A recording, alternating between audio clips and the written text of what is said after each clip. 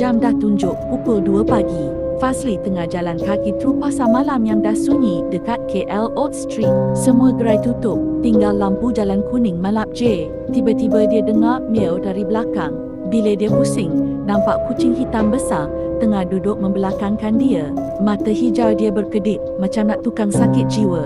Fazli rasa meremang, tapi nejek dia ikut kucing tu masuk lorong sempit. Rumah kedai lama, kayu dah ropot kiri kanan. Kucing tu berhenti, toleh pandang Fazli, garu-garu lantai sambil tunggu. Selamat datang balik, suara nenek serak kedengaran dekat belakang. Fazli berpaling, nampak nenek bersari biru pudar.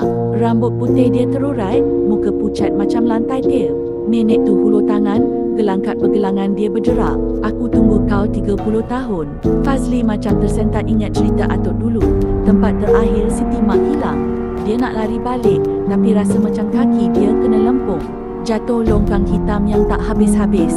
Sekali lagi, meow bergema atas kepala dia. Tiba-tiba awan tutup bulan. Lorong tu sunyi gila kecuali bunyi angin lalu dan suara meow yang buat bulu rumah tegak.